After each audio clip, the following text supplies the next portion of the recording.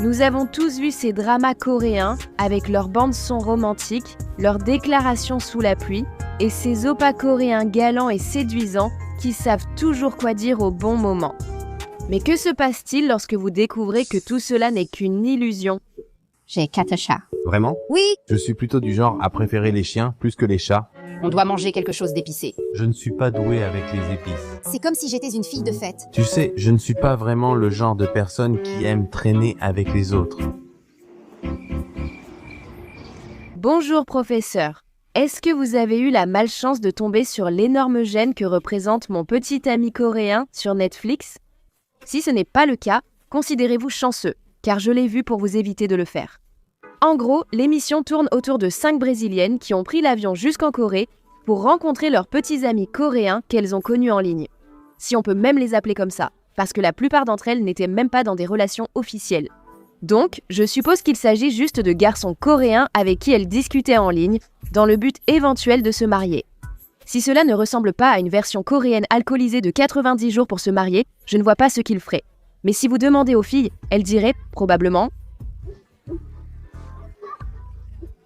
Pour être juste, l'une des femmes, Morena, a fini par épouser son petit ami, Su, et avec eux, on pouvait vraiment voir que leur relation était authentique. D'abord, c'était le seul couple de l'émission qui avait vraiment une relation officielle et sérieuse, au point qu'ils avaient déjà rencontré les familles de l'un et de l'autre. Même imparfaits, ils faisaient des efforts pour comprendre la culture de l'autre, résoudre les problèmes et faire fonctionner leur relation. Donc oui, c'était vraiment agréable de voir au moins un de ces couples réussir. Mais avec les autres femmes, mon Dieu, qu'est-ce qu'elles se donnaient du mal pour leurs oppas coréens très médiocres ? Le pire exemple de cela devait être Louani et son homme, Siwan. Est-ce que ce type vraiment louche avait une sorte d'addiction au schéma d'investissement à haut risque ? Pendant toute l'émission, il promettait sans cesse de changer, sûrement pour garder Louani près de lui, tout en lui empruntant de l'argent pour son addiction. Et puis, après tout ça, il a même eu l'audace de la tromper avec une autre étrangère. Le fait même qu'il y ait plusieurs femmes qui font la queue pour cet homme, c'est juste insensé. Franchement, la barre est vraiment au plus bas, ou alors est-ce qu'il y a même une barre ? Je ne pense même pas. Et oui, si tu te demandes, elle était encore avec lui à la fin de l'émission. Mais je crois qu'ils se sont séparés depuis. Voilà ma fille, Marie. Oh Marie, imagine ça, d'accord ? Elle a pris l'avion pendant 30 heures du Brésil jusqu'en Corée, juste pour se faire ghoster à l'aéroport le premier jour par son petit ami, Danny. Honnêtement, je ne pense même pas que Danny l'a considérée comme plus qu'une amie. Parce qu'à la fin du voyage, elle n'a même pas réussi à obtenir un baiser de sa part. Il s'est retiré. Honnêtement, il y a eu tellement de moments douloureux qui ont rendu cette émission vraiment difficile à regarder, entre les rendez-vous sans aucun effort, les barrières linguistiques brutales et le manque total de chimie. Ces gars-là ne faisaient aucun effort, et honnêtement, pourquoi le feraient-ils ? Ils n'avaient rien en commun avec ces femmes et ne les connaissaient pas. Avant l'émission, la plupart des couples ne s'étaient pas rencontrés et n'avaient échangé que quelques mois en ligne. Du point de vue des hommes, ces femmes n'étaient sans doute qu'une aventure passagère. C'est l'impression qu'ils me donnaient. Ces magnifiques Brésiliennes sont venues directement chez moi, je vais donc profiter de quelques jours agréables avec elles. Les femmes prenaient cela très au sérieux et répétaient qu'elles avaient l'impression de vivre dans un drama romantique coréen. Et certaines d'entre elles avaient vraiment l'impression qu'elles allaient peut-être se marier. Et écoutez, j'aime vraiment ces filles, elles ont l'air d'être des personnes très gentilles. Mais prendre l'avion pour traverser la moitié du monde en pensant épouser un homme avec qui on n'a parlé en ligne que pendant quelques mois, c'est vraiment illusoire. Et en tant que spectatrice, je ne peux pas m'empêcher de penser que ces femmes voyaient leur relation à travers des lunettes roses, simplement parce que les hommes étaient coréens. J'ai parlé de cette émission avec mon amie brésilienne Haiyan, une influenceuse remarquable dans la danse K-pop. N'hésitez pas à voir son Instagram et la soutenir, c'était important pour elle de le souligner. Certains fans de drama coréens, surtout trentenaires ou quadragénaires, sont très obsédés par les hommes asiatiques. La grande majorité des Brésiliens sont tout à fait normaux et ont des attentes réalistes, ce qui est sans doute pareil partout. Je veux dire, si Netflix décidait un jour de faire Mon petit ami coréen, édition Hong Kong s'il vous plaît, non, pitié non, je suis presque sûre qu'il y aurait aussi des femmes qui postuleraient. Donc je ne vise absolument pas le Brésil ici, et ce n'est pas un problème propre au Brésil. Mais d'accord. Ce qui était le plus intéressant, c'est qu'elle a révélé que des gens avaient essayé de la recruter pour participer à l'émission, alors qu'elle ne parlait même pas à des garçons coréens à l'époque. En résumé, ils voulaient juste qu'elle aille en Corée et qu'elle y trouve un petit ami. Franchement, aussi gênante que soit l'émission finale, au moins ils ont fini par recruter des femmes qui parlaient déjà un garçon coréen. Au moins, elles avaient une raison d'être là, tu vois. Parce que l'idée de prendre l'avion jusqu'en Corée pour un petit ami hypothétique, qui n'existe même pas encore, franchement, personne ne serait assez folle pour faire ça, non ? Oui, malheureusement, certaines fans de dramas coréens iraient vraiment jusque-là. Ce qui nous amène au sujet plus large de la vidéo d'aujourd'hui. Parce qu'aujourd'hui, nous allons parler de la suridéalisation des hommes coréens, ainsi que des efforts absurdes que certaines personnes sont prêtes à faire juste pour pouvoir sortir avec un Coréen. Mais avant d'aller plus loin, je voulais souligner que cette vidéo n'a pas pour but de critiquer tous les hommes coréens, alors ne vous méprenez pas. Ce que je critique ici, c'est le fantasme. Parce que, comme vous allez le voir, lorsque vous commencez à baser toute votre attirance sur un cliché médiatique, cela ne peut que vous décevoir. Ou, pire encore, vous faire exploiter. Peut-être que l'exemple le plus extrême de cela, c'est ce que j'appelle les sœurs du passeport. Et je les appelle ainsi parce qu'elles sont essentiellement la version féminine du passeport typique. Frères, celles dont je parle ici sont des femmes qui mettent toute leur vie en pause, sacrifiant souvent leur éducation et leur emploi, juste pour pouvoir rester en Corée indéfiniment. Pour trouver l'amour, oui, ça paraît fou, mais c'est vraiment quelque chose qui existe. Apparemment, ces sœurs passeports viendraient en Corée avec des visas touristiques sous prétexte d'être de simples touristes. Certaines viennent même en groupe, sous prétexte de voyage entre filles, mais ce ne sont pas de vraies vacances. Au lieu de cela, elles peuvent rester en Corée pendant des mois, voire des années, sans autre but ou objectif à long terme que de se trouver un homme. Alors choisis-moi, sélectionne-moi, aime-moi. Elles quittent la Corée à l'expiration de leur visa touristique, reviennent avec un nouveau et répètent ce cycle sans fin. Le principal problème, c'est qu'elles ont ces visas touristiques. Ces femmes n'ont pas le droit de travailler en Corée, donc la plupart restent sans emploi ou acceptent des emplois illégaux et mal payés pour survivre. Cela peut l'expliquer. On les trouve souvent dans des auberges de jeunesse, salles de sport ou hébergements bon marché, beaucoup souffrant selon les rapports de mauvaises conditions et d'une alimentation insuffisante. Bien qu'elles se disent simples touristes, d'autres voyageurs ont remarqué qu'elles ne participent pas aux activités habituelles, comme visiter des sites. Elles restent plutôt à l'intérieur toute la journée à regarder des dramas coréens ou à dormir. Elles ne sortiraient que la nuit, bien apprêtées pour aller dans les bars et clubs, espérant rencontrer des hommes coréens. Honnêtement, après avoir appris tout ça, je ne peux pas m'empêcher de me sentir triste pour ces femmes. Leur mode de vie semble tellement sans but, malsain et dans l'ensemble, tout simplement tragique. Elles sont aussi très isolées, surtout parce qu'elles ne travaillent pas ni n'interagissent avec la société. Donc, leur principal réconfort semble être ces forums en ligne, où elles discutent bien sûr d'astuces et de conseils pour rencontrer des hommes coréens. Mais cela soulève la question évidente. Pourquoi faire tout cela spécifiquement pour des hommes coréens ? Eh bien, CNN a en fait interviewé ces sœurs du passeport. Comme vous l'imaginez, leur attirance pour les hommes coréens reposait surtout sur des stéréotypes des dramas coréens. Par exemple, ces femmes percevaient les hommes coréens comme étant plus sensibles, romantiques et polis, beaucoup d'entre elles citant même les personnages masculins principaux des dramas coréens comme exemple de cela. D'autres femmes ont indiqué qu'en Corée, contrairement à leur pays, elles n'avaient pas été sifflées ni abordées de façon déplacée par des hommes. Elles en ont conclu que les hommes coréens respectaient plus les femmes et que la masculinité toxique était moins présente en Corée. Bien sûr, cela ne tient absolument pas compte du fait que, en raison des différences culturelles, la masculinité toxique en Corée peut simplement se manifester de manière différente par rapport à leur pays d'origine. Par exemple, même s'il est vrai que les moqueries et les interpellations dans la rue sont peut-être moins courantes, des études montrent que les taux de violence contre les femmes en Corée sont en réalité supérieurs à la moyenne de l'OCDE. C'est simplement que ces crimes ont tendance à se produire de manière plus insidieuse, comme la violence conjugale ou les crimes numériques tels que les deepfakes et les molkas. De nombreux dramas coréens traitent en fait de ces questions.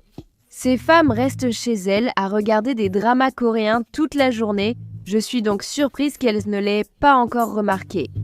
Peut-être doivent-elles simplement élargir leur sélection de dramas coréens. Une autre raison souvent mentionnée par ces sœurs du passeport est qu'elles estiment que les hommes coréens sont plus avantagés physiquement, car ils soignent davantage leur apparence que ceux d'autres pays. Je ne vais pas mentir, il y a peut-être un fond de vérité là-dedans, mais franchement, ces femmes débarquent littéralement en Corée en s'attendant à ce que tous les hommes ressemblent à Chang-woo. Et avec ces attentes ridicules et irréalistes, ce n'est pas étonnant que la grande majorité de ces femmes quittent la Corée en se sentant, disons-le, vraiment déçues. D'accord, donc elles se présentent comme CIS avec passeport.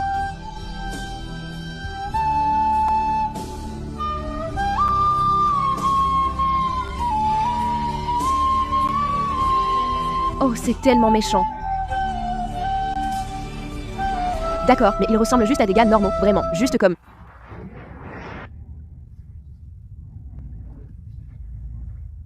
La seule chose qui est dérangeante ici, c'est toi. Et ce commentaire le résume parfaitement. Il dit « Oui, je serais pareil si je déménage aux États-Unis. Et tout ce que j'ai vu, c'était elle. » Oui, exactement comme ça. Ressembles-tu à Margot Robbie, Megan Fox ou une autre célébrité féminine? Non, ce n'est pas le cas. Alors imagine si des gens venaient te voir dans ton pays, te filmaient et disaient « Burke, pourquoi tu ne ressembles pas à toutes ces célébrités féminines ?» Et ensuite, ils postent ça en ligne pour que des milliers de personnes le voient, c'est carrément diabolique. Allez, arrêtez, faites-vous aider. Mais tu connais le dicton. Peu importe ton niveau, une asiatique le fera toujours mieux. C'est exactement ce qui se passe avec toute cette objectification. En réaction à ces étrangères en manque, on a vu récemment l'émergence des garçons de Hongdae. Cela désigne un groupe d'hommes coréens qui fréquentent des quartiers touristiques comme Hongdae pour draguer des femmes étrangères. Ces garçons de Hongdae savent généralement parler anglais, ou du moins ils essaient d'en apprendre un peu pour améliorer leur jeu de séduction. Ce sont leurs mots, pas les miens. Et on peut généralement les trouver dans des bars ou des clubs, ou encore en train de proposer à des touristes féminines de leur faire visiter la ville comme guide touristique. Excusez-moi, oh mon Dieu, vous êtes perdus. Oui, j'essaie juste de trouver un arrêt de bus. Un arrêt de bus, ne vous inquiétez pas, je vais vous y emmener. Oh, merci. Attendez, ce n'est pas par là qu'on rentre chez soi. Seulement si vous avez l'esprit ouvert. Bien sûr, ces gars-là ne cherchent rien de sérieux, ce qui est tout à fait acceptable si la femme aussi ne veut qu'une nuit de plaisir. Mais ne nous voilons pas la face. Quand il s'agit de ces sœurs à passeport dont nous avons parlé plus tôt, elles ont littéralement sacrifié des mois de leur vie pour être en Corée. En général, elles ne veulent pas d'aventure passagère, mais un amour de conte de fées avec leur prince coréen. Mais ces garçons de Hongdae s'en préoccupent-ils? Pas du tout. Ils ne veulent qu'une aventure d'un soir, et ces femmes fans de la Corée deviennent des cibles faciles. Mais n'est-ce pas une supposition un peu dure? Comment sais-tu qu'ils ne cherchent pas juste à être amicaux?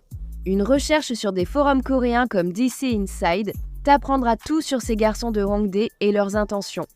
D'accord, ici nous avons un forum où ces gars se vantent carrément de toutes les femmes étrangères exotiques avec qui ils sont sortis.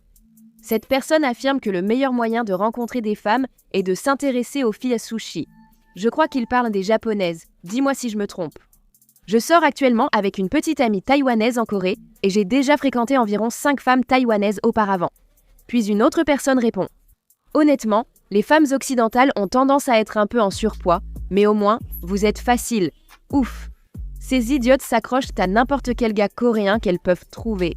Oh, et tu te souviens de ces garçons de Hongdae qui jouaient des guides touristiques sympathiques? Eh bien, en voici un, il dit. Si tu parles un peu anglais, tu peux les guider facilement. Tu peux les embobiner et faire du gâteau de riz, c'est-à-dire flirter et coucher avec elles. Donc oui, ces visites ne sont clairement pas gratuites. Les filles, oh là là. Ce post s'intitule « Les femmes étrangères ne bougent même pas quand tu les touches en boîte ». C'est écrit. La garce blonde. Il faisait vraiment sombre, alors je lui ai attrapé le bras et je l'ai tiré avec moi. Si tu mets ta main dans leurs pantalons et que tu les touches, elles sont déjà mouillées. C'est difficile de sortir et coucher avec elles, alors profite sur place. Honnêtement, je m'attendais à ce qu'ils objectivent les femmes. Comme je l'ai dit, la barre est très basse, mais quand même. Bien sûr, tous les hommes coréens ne sont pas mauvais, n'est-ce pas? La grande majorité d'entre eux sont en fait des gens bien. Et ici, on a même un bon samaritain qui essaie de prévenir les étrangers à propos de ce genre de mec à Hongdae. C'est écrit. J'ignore combien d'occidentaux visitent ce site, mais j'ai un message important pour les femmes étrangères. Selon mon expérience, la plupart des hommes sud-coréens, moi compris, sont sincères et respectables, mais certains ont un comportement problématique. Selon mes observations, ces hommes ont en général entre la fin de la trentaine et le milieu de la quarantaine. Ces hommes ciblent souvent des femmes étrangères, notamment originaires de pays occidentaux, de Thaïlande ou d'Ukraine. Certains hommes coréens d'une quarantaine d'années pensent que les femmes étrangères sont soumises et expriment parfois clairement cette préférence dans leurs messages. C'est étrange, car c'est l'inverse pour ces passeports bros, affirmant que les femmes asiatiques sont plus soumises. Certaines femmes en parlent aussi, elles commencent également à réaliser que ces garçons du type Hongdae les traitent comme de la merde. Cette femme raconte « Si un rendez-vous était impoli ou insistant, je demandais s'il agirait ainsi avec une fille coréenne. Souvent il répondait « Je n'aime pas les filles coréennes. Tes critères sont trop élevés », ce qui m'a montré exactement ce qu'ils pensèrent de mes exigences. À 100%. Je suis tellement contente qu'elles s'en rendent compte. Je ne parle pas habituellement de ce genre de choses, mais j'aimerais donner mon avis sur cette nouvelle émission, Mon petit ami coréen. En tant que femme immigrée vivant en Corée, je pense que cette émission est mauvaise pour les femmes immigrées en Corée, à cause de la façon dont les hommes dans cette émission traitent leurs petites amies étrangères. Ils les trompent, profitent d'elles financièrement, leur mentent, les cachent à leur famille, les abandonnent, littéralement les abandonnent à l'aéroport. Et puis, tu sais, les hommes inventent une excuse bidon et les femmes restent dans la relation avec ces hommes.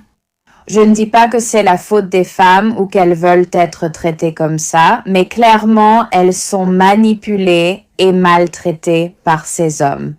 Donc, j'ai très peur que des hommes abusifs ou manipulateurs voient de cette émission et qu'ils se disent « Ah, dont les filles étrangères sont des cibles faciles ou les filles étrangères sont de bonnes cibles pour ça. » C'est ça qui me fait tellement peur. D'accord, je comprends tout à fait son point de vue. Mais en même temps, d'après tous ces forums que nous avons lus plus tôt, il est clair que beaucoup de ces hommes violents le savent déjà. Ils considèrent déjà les femmes étrangères comme faciles et désespérées. Donc le secret est déjà éventé, et à ce stade, je ne pense pas que garder le silence soit la solution. Je suis contente que mon petit ami coréen ait été exposé, car cela a montré que tous les hommes coréens ne sont pas parfaits.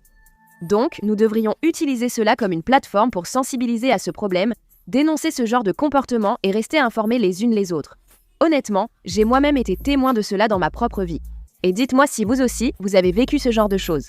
Chaque fois que je fais défiler les applis de rencontres, de nombreux profils n'indiquent dans leur description que le fait d'être coréen, comme si c'était leur seul atout.